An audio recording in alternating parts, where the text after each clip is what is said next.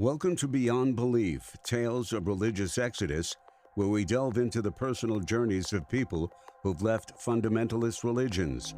In this series, we explore their experiences within religion, their journey out, and how they found meaning and healing on the other side. All right, Robert, welcome to the Beyond Belief podcast.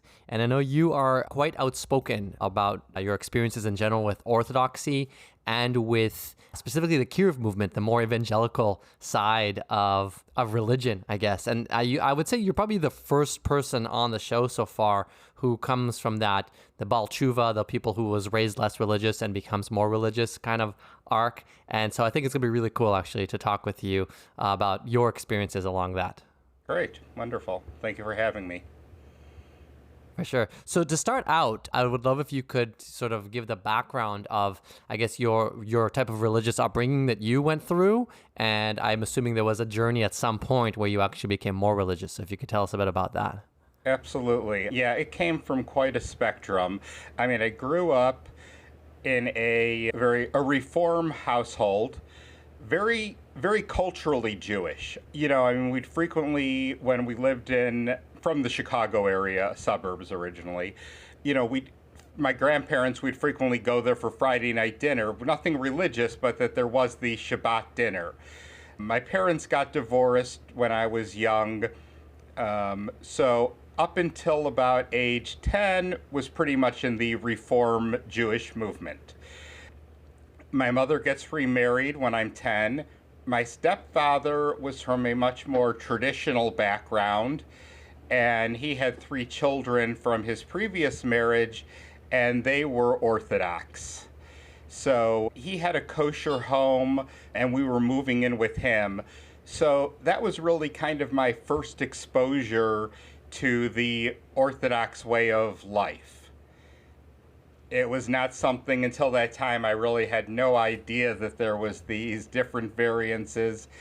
The synagogue that he went to was what's called a traditional synagogue, which is kind of more a Midwest.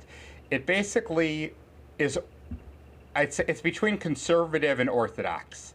There's no mechitza, so no divider between the men and the women. I realize that this is a broad podcast.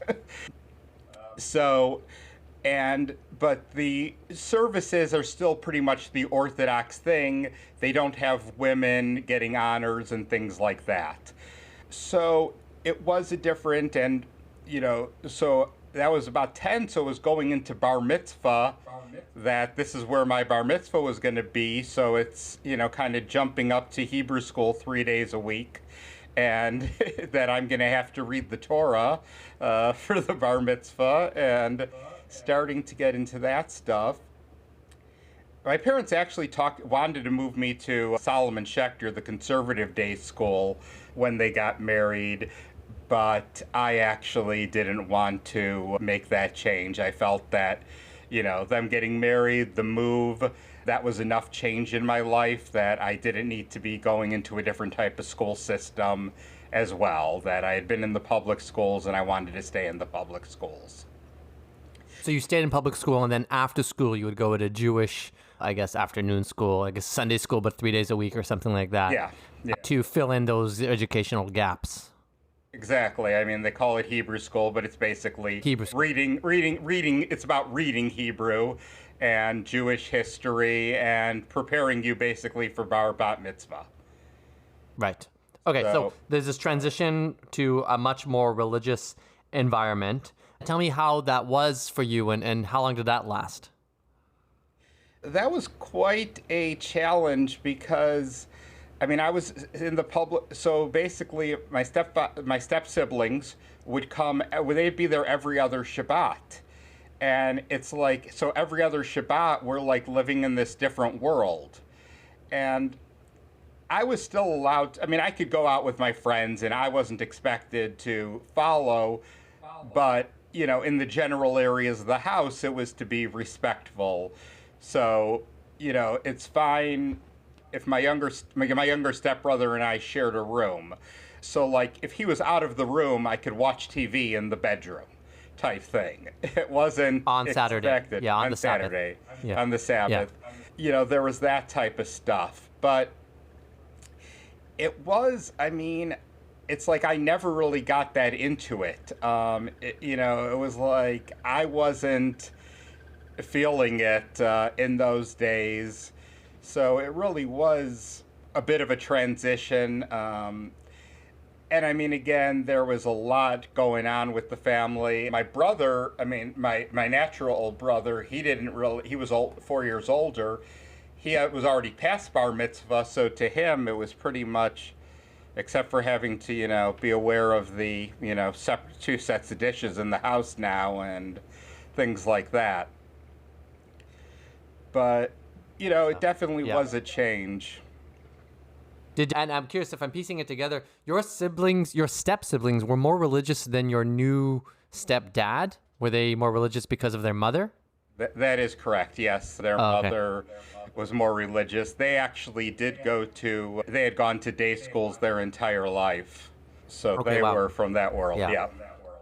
Okay, cool. So fast forward, so you go through this whole change, you have to go through this Hebrew school, and then what happens? What happens in your teens and I guess maybe your early 20s? Okay, so the big thing, around in high school, my mother was looking for me to be more involved in social things. I tried the youth group at the USY, United Synagogue Youth, the conservative youth group, and I was warned that the kids there were very snobbish, and to be aware of that. And my experience there was, they were extremely snobbish. To the point that somebody looked in the label of my shirt to see if the brand was, an acceptable one. Right. So socially, that wasn't the group for me. So NCSY, the National Conference of Synagogue Youth, which is the Jewish youth group of the Orthodox Union, and they had been mailing me stuff all along, but I just ignored it. They would get all the bar mitzvah Hebrew school lists and start mailing people. Well, a cousin of mine from my stepfather's niece from Israel spent a year of her national service in Chicago. And one of the things she did during that time is she did some volunteering at an NCSY convention. So she suggested that I check it out. She said the kids there were really nice. But she said, she was Orthodox, but she said, be careful. This is what they try to make people Orthodox. So I knew what the deal was going in. So I was on the alert. So I went in, and socially, it was great. I met some people. Everyone was friendly. I found a social group and found a friend group. And to this day, 2 of my closest friends are people I met through NCSY. And most of my friends are actually through there. So it definitely had. But I really never was making the move to become more religious. I'd go to the conventions, I'd do what was required, but I wasn't taking the steps. And then I'd finally have advisors start, somebody bought me my first pair of tzitzit, the, religious fringes that men are supposed to wear. And once he gave them to me, I started wearing them. It was like, okay. But it was like I never had the motivation. And I think a lot of it was being stuck between this world where somewhat my family, some of this is okay with my family. Some of this, I don't know what I want to do. And I just kind of went along with the status quo. When you say it was okay with your family, as in your family wanted you to be more religious, or your family would have liked you to stay less religious? They would have probably liked me to stay around where they were. Go to the synagogue, be involved, but don't necessarily need to be, super Orthodox. Gotcha. But just because there's some step siblings here who are more religious, you don't need to go there. Yeah, so it was pretty much. But they're very obviously my family was very open and accepting and would have been fine with whatever. So then the end of my junior year, I wanted to run for the regional president. NCSY has a board.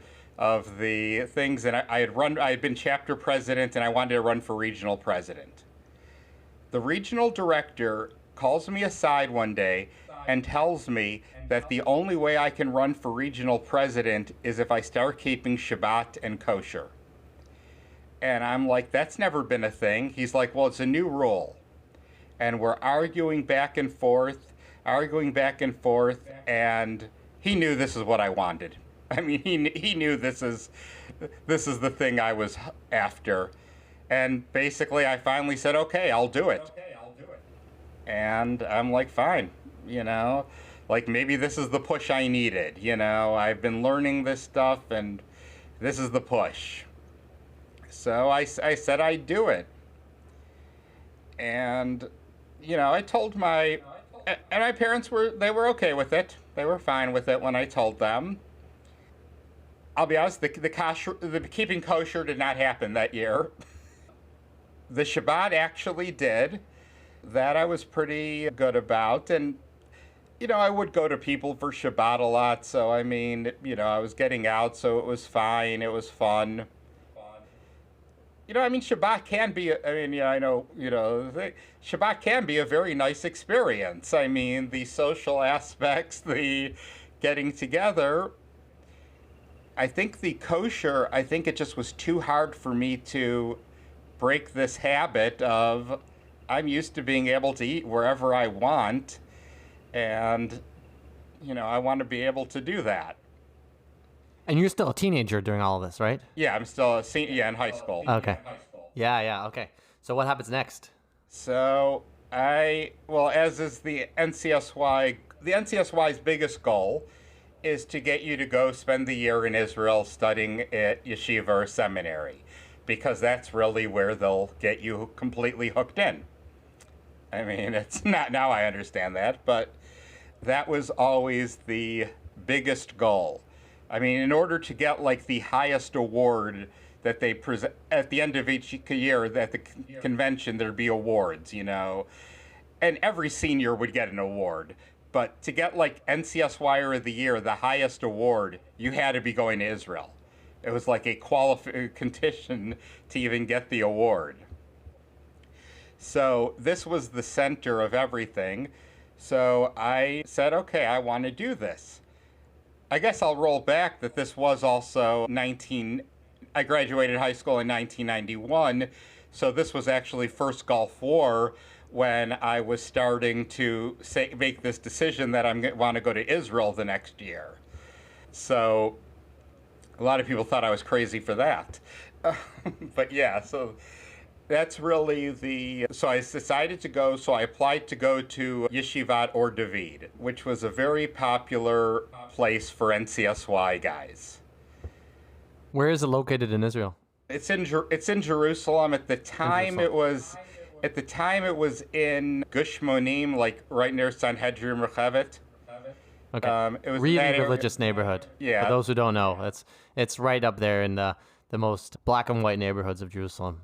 Yes. Yeah, they would change every few years, but always very. It was. See, and that was the thing.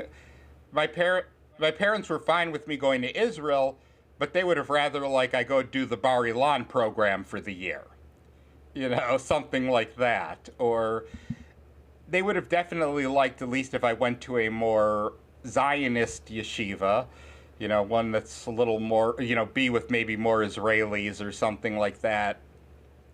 But the reality... Why did you choose that specific school, which is particularly, conservative, not conservative Judaism, but like right-wing, let's call it? Because I just felt that where my level was at, that it was the place that would be right for me.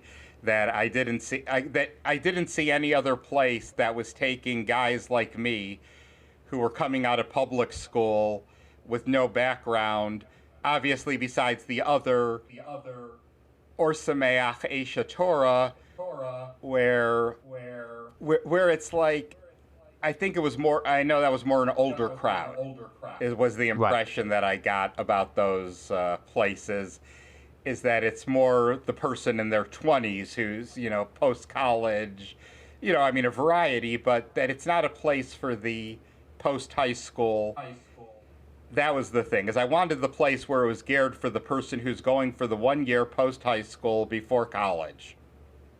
Yeah. So if I'm piecing it together, and it's interesting, there's actually a lot more programs now, I think, nowadays for that kind of demographic. But it's interestingly that if you had been raised somewhat more religious and weren't making such an abrupt transition, there would have been more liberal religious institutions you could have gone through. But the ones that were geared towards somebody with almost no knowledge or a lot less knowledge to come and do that year in Israel, they were actually the more radical or the more right-wing. Those were the ones that were set up to kind of absorb somebody. And ironically, they were in the middle of the religious neighborhoods, and they were the ones who were going to take you from 0 to 60 really quickly. Yes.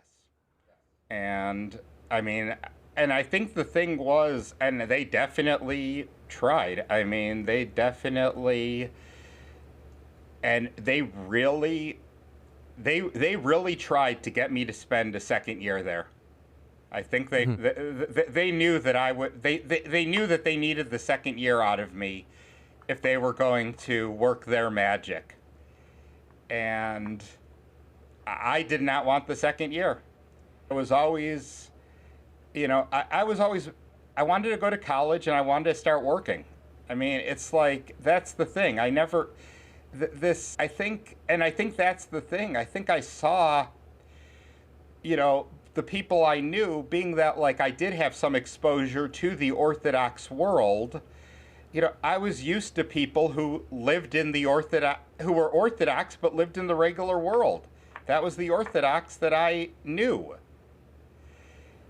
And I think when I heard these things, like I didn't, it's like when I heard these things, it's like, no, learning that's you do a little learning and then you work. It's just not, that mentality was just not something I was able to understand. And I think being that I think that's where like having my family and being exposed to some elements, like I knew that not everything they're saying is the truth. Right. So just for the context, right, they were probably pushing you to stay in Israel, get married, have lots of kids, and study your entire life. That was kind of like that flavor of like intense Orthodox, ultra-Orthodox Judaism kind of narrative, I would imagine. I'm curious, were you surprised when you landed in there that that's actually the narrative? I knew going in you felt that would be the most accepting, but once you were there, was it surprising? And I'm actually curious what some of the tactics you were exposed to try to keep you there. What was some of the tricks employed? Well, I mean, I did take the year. I had applied to Yeshiva University at the same time before going to Israel. I was not accepted because my high school grades were not good enough. But I knew that they said that if I went to Israel and I did well in Yeshiva in Israel, that would help tremendously my ability to get in. So I took the year in Israel very seriously as far as the program, because I knew that this is what my college admission depended on. So, I mean, the thing is there were certain things I always had female friends. My entire life, I had completely platonic female friendships. It's just been how things were. I mean, some of my closest friends. And I think that was some of the stuff that I just couldn't believe when they were, when Ordevo would try to say you shouldn't speak to, people shouldn't be speaking to members of the opposite sex. Like, you can't just have a friendship. I'm like, that's not what I've seen. That's not my experience. Maybe you can't, but I'm not. But, they would try to push that type of a thing, that people should, this was pre-cell phone days that I was there. So, they basically said that if a girl, there was one phone, there was a, public phone that people call, and they said that if a girl called, they're not taking messages.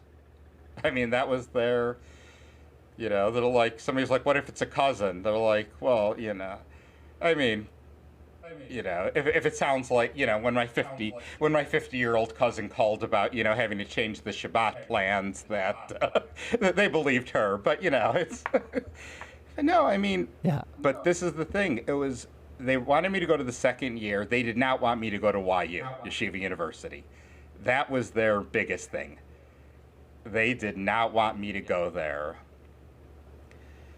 And, the thing, again, I was ready to move on with life. It was like, Yeah. it's like I made an agreement that I would do these things, but I never said it was going to be the only thing.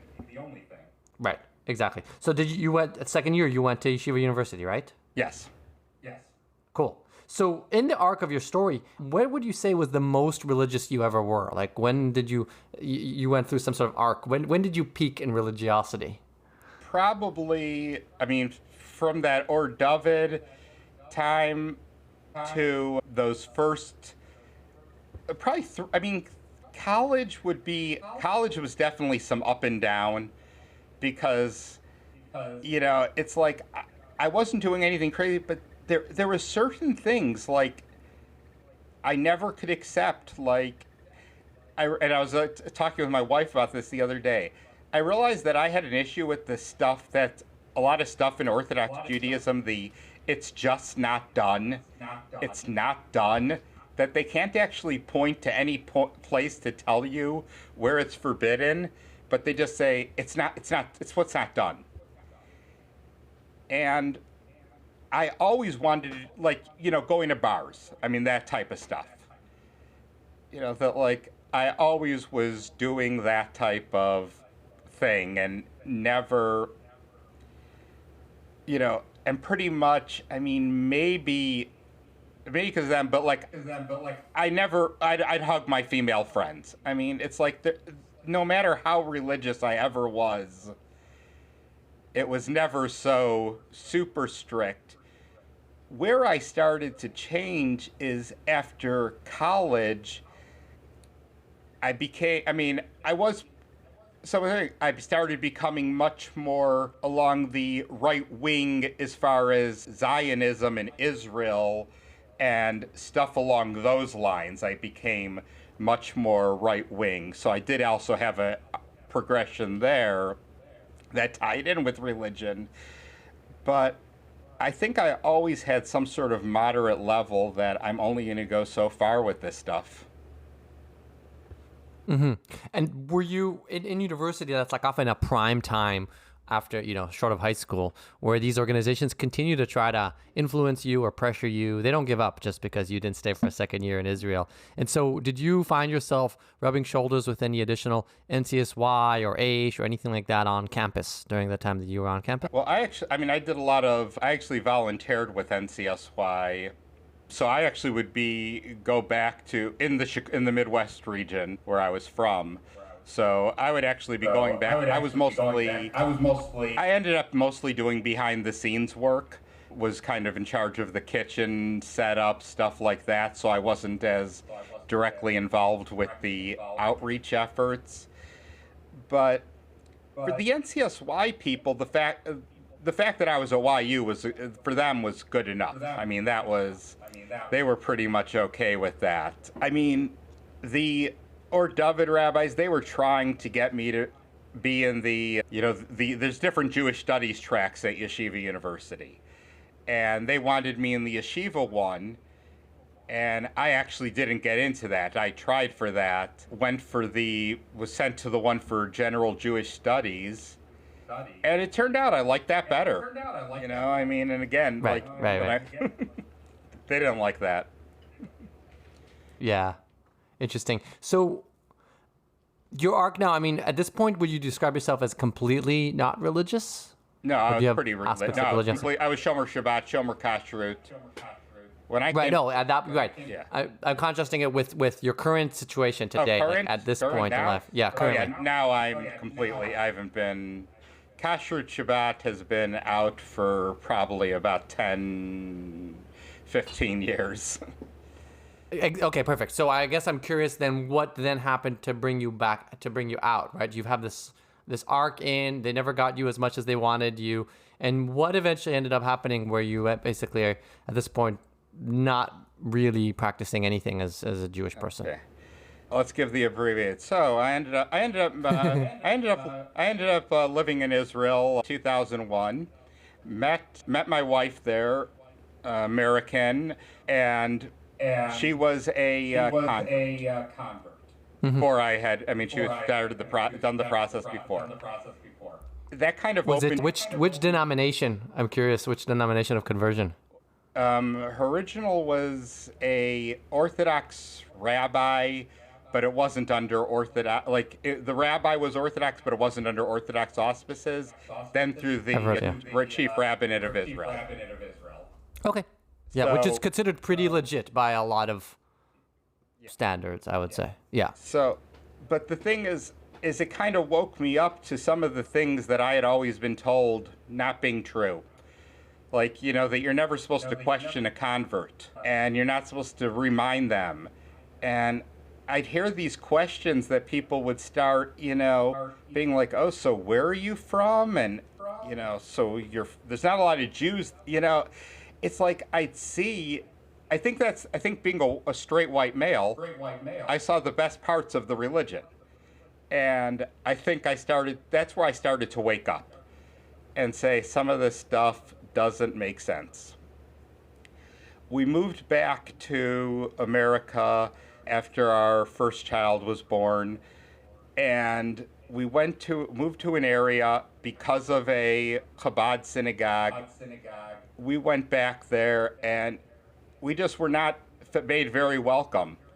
And it was kind of like, again, just something like, okay, so this community stuff isn't as much as what I thought it was. And Yeah.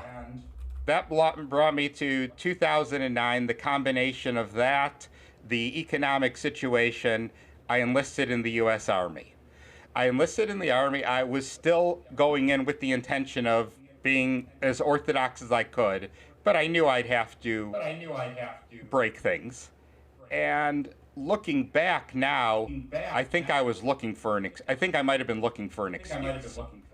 I think I might have been looking for a way to partially free me from these restrictions and a way to justify it. Yeah, like a construct. Oh, right. Like a construct or an environment within which there would be no choice but to break the rules. I'm curious about the military. What role did you end up serving there? And a bit of a tangential question, but did you ever consider joining the Israeli military at any point? Yes, I did. I did try joining the Israeli military. They pretty much didn't want. Because of my age, they didn't want me because I was about 27 and I didn't have any special skills or anything like that they could benefit from. I had, worked in finance, nothing that would help them. The military was something that actually always interested me. It was just not something that was something my family was very much against doing. So I enlisted as a combat medic, and that actually was being medical was part of my justification. That also religiously that I felt like, okay, well, medical stuff, if I'm doing that, that's justified if I need to break something. So, again, these are rationalizations to myself. I mean, I'm not. And I think that, so I went into the Army, and I brought my tallis to fill in religious articles to basic training. I basically went to a vegetarian diet because, I could have fought for kosher prepared meals, but it just was too much. I did do it for Passover. I was in Passover for basic training, and did get the kosher for Passover meals there. And then I deployed to Afghanistan in 2010 and was there for a year. While there, I think that's where things started to, come more undone. I was still doing most things, but, Shabbat was, it was extending beyond what was required for military purposes, we'll say. It's like, well, if I'm having to use the radio, I might as well turn on my iPod to listen to music too. Stuff, Right, a lot of stuff right. like that. Do you feel like it was you were given the space and the context within which you didn't have to worry about it, or was there some sort of emotional or intellectual process that occurred, I guess, at that specific point in time for you? I mean, I think a lot of it was just, I think it was that I'm out here, and I mean, a lot of it was just, I think that's where I was coming to believe things about the world that, this stuff just, let me take a quick step back. NCSY, one of the big things they do in their emotional roller coaster that they take these teens on is they love using these emotional, miraculous stories of the person who, was supposed to get on the airplane, like the ones, or the 9/11. I mean, I'm sure they had plenty of 9/11. The person who was supposed to be there, but he missed his train and wasn't in the World Trade Center. And this is the type of stuff that they used, these holocausts. And, you're in this emotional state, so you don't say, well, what about the 300 other people on the airplane? What was wrong with them? Why didn't they get saved? But, it's like you hear this story. And I think between my time in Israel being 2001 to 2007, where there was, heavy terrorist action going on, and knowing people, victims of that. And I think then going to Afghanistan, I think I just came to feel a randomness of the world, that there's that nothing's being controlled here. That this stuff is all just random, because I saw how these events just, something could have changed by a slight thing. And it's just like, no, nobody's calling the shots here. It's just random. And I think that's where I really started to question. Yeah. So what was the process of questioning for you? What was almost like when you question and then you arrive at these conclusions, and these can be quite unsettling for, considering all that you've built your life around. So what was it like for you to suddenly find yourself on the other side? And I guess it included that both your own experience, but then you're actually married with at least one child, and your wife is actually converted to Judaism. So where do you find yourself in the aftermath of this? The aftermath of this is that, I mean, my wife and I kind of went on this journey together, but we were fortunate in that regard. That, I mean, where I went is that, I mean, I dealt with some severe mental health issues following my deployment. That things I experienced, I suppressed, and it went into having some real, manifesting into physical forms. It's when I started dealing with those mental health issues and that breakdown that I started questioning all of my beliefs.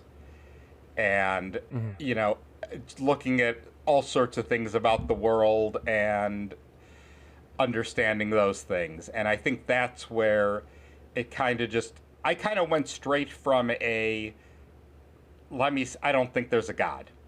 I didn't really, what I might have told people what I might have said publicly, and that's where things, people knew when I was in the Army, obviously I'm doing things, but, it's like, it started spreading from there. It was like, okay, well, if I'm got to eat this, and I'm going to as well do that. But as far as this issue, I think it was really, at that point, I'm saying, who am I?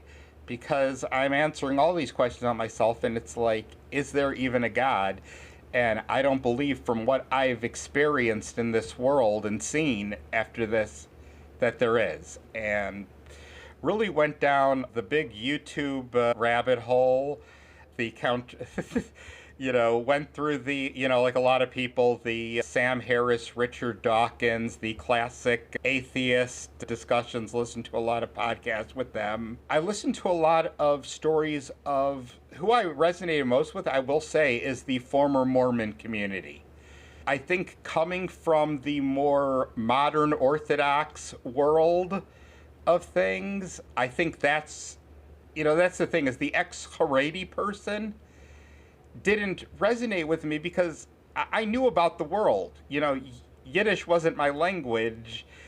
I wasn't, I used, as far as whatever the technology, I was up to date. So it was like these stories of these people from these very secluded, coming from New Square, Williamsburg, just didn't match with my experience necessarily. So a lot of the podcasts and stuff on the Mormons, it's just like listening to the stuff and it's just like, it's the same. It's all really, it's so much the same, these beliefs and the process. So Mormons, because they are also quite evangelical and quite immersed in the culture for the sake of then bringing other people into their world, parallels more the Kiruv, NCSY, more modern flavor, where somebody journeys out and they have to deconstruct a more complex deconstruction, where Mormon spends all his time weaving God into the day-to-day, and now you have to dismantle from there. It's not like, oh, I grew up speaking only Yiddish, and now I can't, now I learn, to speak English for the first time, and I discover, so it's a much more nuanced journey, is kind of what I'm hearing. Yeah, and especially also, exactly. And also being that, the Mormons do have the missionary, some of the people are converts to the cause. So, I mean, much more, somebody who might have been, there's some that were teenagers who just got approached by missionaries or their family converted. So, yeah, there was a lot in those type of stories. And again, I think it's similar in that you're going to your work, but you're the guy who doesn't drink coffee. For the Mormons, I was the guy who won't eat the, sausage pizza that they brought in. Yeah. It creates this weird, you're integrated, but you're not quite integrated, and it creates its own unique challenges. So I'm curious, I have more questions for you, but I'm curious about what you would respond to the criticism. Part of the purpose of this kind of these conversations is to reframe a lot of the ways in which, and again, we don't have to get too defensive about it, but the way the Orthodox community frames, how people leave, right? There's oh, you're leaving because you're addicted to drugs or you want to mess with girls, right? That's like the classic narratives. So in your case, there was a mental health breakdown and then you'd become an atheist. And I'm curious, and maybe I'm literally playing the devil's advocate here, but what would you say to somebody who's like, oh yeah, well, you have God behind because you weren't in your right mind, right? So I'm going to goad you there on purpose, and I'm curious what you say, yeah. I mean, it's exactly what I know the people are saying. It's what I mean, I think that, the issue is that what I'd say, and this is like what I was saying the other day, is that most of us come to these issues because we're searching for truth. We're not looking for an escape. We're looking to find a reality. And we're realizing that the reality that we were in just doesn't make sense. That's the thing. It's like as soon as you're walking around with blinders, and, I feel, because I understand they don't want to, it's easier for them to say drugs or mental health because then they don't need to face the questions themselves. And I know that there's people who are justifying, to me, about me, because I was an NCSY poster child type person. In some, for the level of, the guy working, and it's not, this is a success story to them. This is what they want. And, I went from their dream to their nightmare. Yeah, that rings close to home, actually. Yeah, so they've got to work extra hard to discredit you at this point, right? Because how do they justify that if not for extra excuses, right? Yeah, no, and I think that's and that's one of the reasons why I think I do like to be open and tell my story, because let it be out there what I have to say. And that was actually what I guess there's the element where I left, and then there's the element where I decided to come out publicly that I had left. There was years between those. Okay, cool. And Tell me more. so I basically so probably around 2015, around the time I was medically retired from the Army due to these mental health issues, and I'm fine speaking about that because I want to reduce the stigma of mental health that's out there. So I'm trying to be pretty open about that. And I basically at that point was pretty much secular. Did have two kids, and we were sending them to a conservative Hebrew school. When we moved back to Orlando, Florida area, and we enrolled them in the Hebrew school. My parents did help with the finances because this was important to them, but we did enroll them, and we were fine with that for a couple of years. And we actually were trying, for social reasons, we're trying to be involved in the synagogue. But eventually it just got to a point that it was like we couldn't lie to the kids anymore. And when their teacher is saying something about God is watching, it's like we can't do this. And both of my kids are pretty literal. They're not ones that you can easily, they need things black and white. And it was like I just didn't feel right lying anymore. So we eventually decided that we were pulling them out of the Hebrew school, that it just wasn't what we believed anymore, and we didn't feel right with that. And my parents, they accepted that. Then a lot of people knew a lot of different things. Some people thought I was still Orthodox. Some people I had told, but I think they thought that, there was still hope for me that, more I was like, conservative, traditional, but maybe do a few things, stuff like that. And then basically, with the political climate between 2016, and I know this is a common one I've heard in other interviews of people who've left faith, seeing some of the way the religious community was reacting to certain things really bothered me to be associated with that community. So it took so finally in 2021, I finally decided that I was going to come out publicly because I said it was getting confusing. Who thought what? Who did this? I go, I don't believe any of this. It's just time I come out and admit it. And that was when I contacted a few people personally to let them know. And then I basically wrote up a post to put on Medium, and then I shared it to Facebook and, basically said, this is how I feel. So what's your journey been as you came public in that way? What was your experience, I guess immediately after, and then in the, the months and years that followed? We're probably around, what would be like 3 years out from your going public in that way. And how have the last few years been for you? Well, it's been interesting. I will say the initial response I got was pretty positive. I did have a few people reach out to me, with, maybe try this source, or, maybe you'll come, I did have some of the people with, I understand you must be going through a very hard time now. But overall, everything was pretty much, I had been living outside the community for many years now between the Army and stuff. So these weren't people I was interacting with daily. This was all online, social media. The big thing came a little over a year ago when my mother passed away. She was buried in Chicago. The funeral was in Chicago, and I sat Shiva there.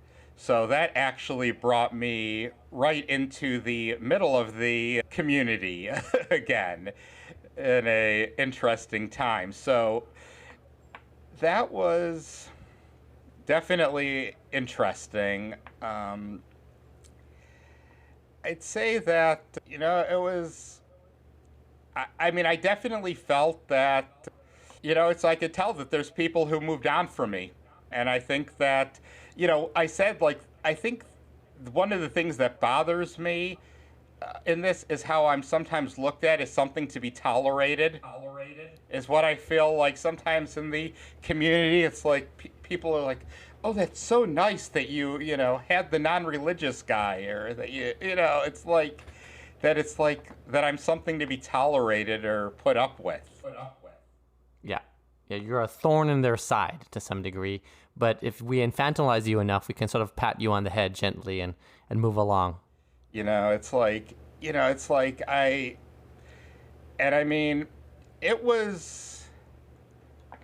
most of the religious stuff, it was clear. That was like also, yeah, it was clear. This was out of respect for my mother. I had told her that, it is for her, this is not about me. And that you're going to sit Shiva in the middle of the Orthodox community. That I will observe Shiva. I said I would observe it properly because out of respect to her and my love for her, that I would do it because it's about her. It's, in my opinion, it's not about me. Mm-hmm. Yeah. Yeah. And it's one of those things. It was an interesting reflection on the community because, it's like on one hand you see the beauty of, everyone coming together and the support. But the other thing is, it's kind of weird how everything is so formulaic, that everyone's got to do it this way. Mm-hmm. So there's a formula and it works, the community comes together in a formula. And I suppose if that formula works for you, that works out well. But if you happen to not fit into that equation, there is no room for elasticity or for it to kind of conform to you. It's just a one size fits all, hopefully. Exactly. Yeah. Yeah. Interesting. So, over the past few years, mental health issues from the military and then obviously leaving something that was a big part of your life before. I'm curious, what has helped you on your journey of healing? I think a lot of reading more about history, science, philosophy, stuff that I never really paid attention to because I thought that, there was some element of, the world. I thought I understood how the world worked. And I think that's just really understanding the, beauty, the randomness is what makes it wonderful, I think. It's like coming to learn that, like, it's like the human body, if it was created by an intelligent designer, they did a pretty poor job. But, for evolution, it's pretty incredible. It's... Right. So it's a lot of that type of just trying to get a better understanding of the actual world we're in. I like that. Yeah, I like getting the context. Myself and many of my siblings were continuously come back to *Sapiens* by Yuval Noah Harari as the seminal work because it's so, and parts of it are controversial. Not every part of it is considered accurate, but the way it, in a very sweeping way, gives you the context of yourself and the world in a way that I think even a lot of secular people don't know. But certainly, if you're raised in the creationist type of way and everything is 6,000 years old and God hid dinosaur bones to fuck with you, like that. Breaking out of that can be very freeing and suddenly puts your mind at ease on the search. Yeah, no, that was definitely read all his books, and yeah, those were that, and I like reading a lot of I've gotten into the last couple of years a lot of older books. I read some of these a lot of these older humanistic thinkers like Robert Ingersoll, who was served in the Civil War, but was a very outspoken that all these ideas, these are not new. People have been doing this, talking about why this stuff is probably not real for a long time. Yeah, exactly. So my final question to you is, what would, with all of your experience, and you've had quite a diverse and unique experience, and you've been quite outspoken on a lot of these topics. What advice would you give to others who are maybe, still in the middle of the journey? And I'll add to that broad advice to anybody, but then also more specific advice with your unique perspective around how the Kiruv movement works, the evangelical side of things. And I bet whatever advice you give for, Aish Torah or NCSY would probably apply quite well to parts of Mormonism and things like that. So your unique advice more broadly and more specifically. Okay. I mean, as far as the more specific, take your time and don't expect. I am still learning stuff about myself. I'm still figuring out things every day. This is not it is a long process.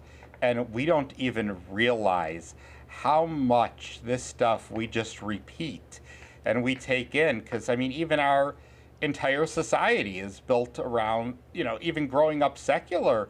But I never knew anyone who didn't have a religion. I knew I didn't know anyone who didn't believe in God. I came from an area with a lot of Catholics. I came, a lot of different Greek Orthodox. But, it's like, but no, it's take your time. Don't listen to don't think that there's one set way to do it.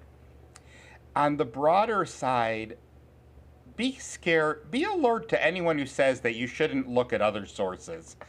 Anyone who's scared of you reading certain things probably does not have your best interest, because people should be able to counter with ideas, not with restriction. And if somebody's saying, because I'm sure Sapiens is a book that, if you would ask one of these you want to be careful. You want to stay away from that. I'm not scared to read something religious. If a religious person wanted me to read some religious, I'm not worried. And I think that's the thing. I think you need to beware that anyone trying to tell you, and also spend some, especially nowadays, there's the advantage that you actually can research.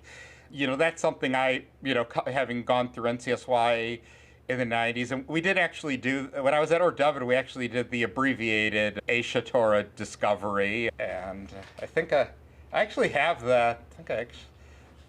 I know this is audio, but I do actually have the Aish Torah Kiruv. Nehemiah Coopersmith, right? Nehemiah Coopersmith? Yeah, Yitzchak Coopersmith. Yitzchak Coopersmith, okay, yeah. You got the proof still. But it's like, that was the thing. It's like I realized, I just accepted those things, and then I look and it's like, that's don't take the glossy brochure version of everything, and somebody trying to tell you that if it sounds like spin, it probably is. I love that. That's such a great way to summarize it all. Thank you, Robert, for sharing your story in a very open and transparent way. I appreciate it. And I wanted to just turn the tables, if you'd like. If you have anything you want to ask me, I know you've been reading my own articles for a while. So if you do have anything you want to ask me, I'd like to even things out. So did your family get involved with Aish Torah? Was as a family? That's what I've kind of understood. That's what I wasn't sure, though, what the whole thing. Yeah, you can read about, I talk about it quite openly, and I have two articles on my website around Aish specifically. One is called, What is Aish? Is Aish a cult? And the other one is Remembering Noach Weinberg. And in both of those, I kind of give a fairly personal angle on how I experienced it all. But the short version is that both my parents got sucked into Aish separately as single people before I was born. So this is early 80s.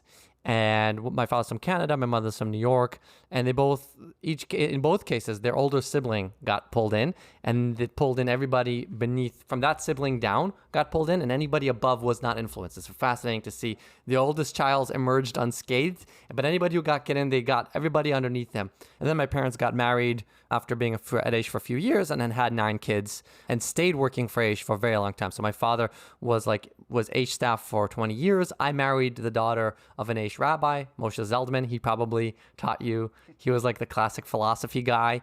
And so I was like the next generation I was technically born FFB. I was born religious as opposed to my parents who had become religious. But being a son of an FFB, son of a BT, son of somebody who became religious means that I was still an outsider. I was the American in Israel. I was the kid whose father didn't really study that much anymore. He was just saving the Jewish people all day long. And all the parents of my classmates were all doing the classic Haredi thing of studying all day long. So Ba'al Teshuvas are still doing their own thing and not quite conforming even to Orthodox society. And I was very aware of that. But I was going to be the next generation. I got rabbinical ordination from Yitzchak Berkowitz, who was this big Aish guy at the time. He's now the Rosh Yeshiva of Aish Torah, actually. At the time, he wasn't. And so I was supposed to be the next generation of rabbis. I almost became a campus rabbi at UC Santa Barbara, actually. And then I left religion. Oh, okay. That is quite a... You said, and some of your siblings have left too? Most of them have left. It's been fascinating. Of the nine of us, 7 have left religion, which is bad numbers by even average standards. I think is like 10 to 20%, and we're at like 60-something% leaving religion. And that's interesting to know, to discuss why that happened that way. Because even my father's twin brother was also an Aish rabbi and also had 9 kids. But in that family, only 1 or 2 have left religion, which is more statistically accurate. So there's something about us that was a bigger fail or a bigger success, depending on your perspective. See, I would say my parents actually, they knew about Aish because a cousin of mine, like, who's older in the 80s or something, was at, maybe it might have been in the same time, that he went to Israel to do kibbutz, and Aish got a hold of him, and he really wanted to do it, and my uncle was just like, no way. Okay, so they tried to get him in, but your family saved him. Yeah, they saved him. Yeah, I mean that's one of the distinctions that I found. That typically speaking, I write about this quite scathingly in my thing, but the people who end up getting sucked into places like Aish in a really fundamental way, where they really get stuck there, have usually not great relationship with their parents, have daddy issues, have emotional issues.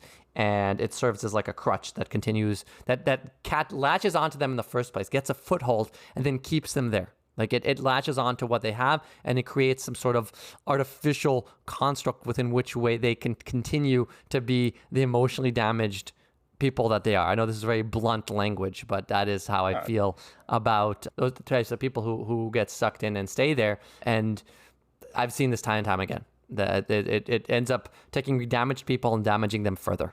For the sake of religion or something like that. That's my uncharitable take. No, I mean that's what I've seen, being in the Kiruv. I mean that it's definitely because they can't say, because they believe that every single person, they can't say, and I think that was one of my problems doing it with I mean there was only so much I could push somebody. When I was involved with the ancestors, it's like, hey, it's not for everyone.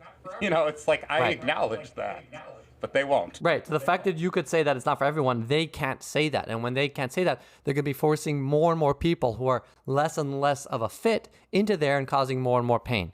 And it's fact, and that's kind of what you see. There isn't, you get a lot of people who are actually really idealistic and open-minded or not open-minded, but really idealistic and well-meaning people oftentimes are the ones who get sucked in, really earnest. And they take advantage of that earnestness. Yeah. Also, Robert, thank you so much for sharing your thoughts on all of this. It's been a real pleasure. Thanks for listening to this episode of Beyond Belief. If you found the episode inspiring, please share it with others who might benefit from it. And be sure to subscribe to it to get updates about future episodes.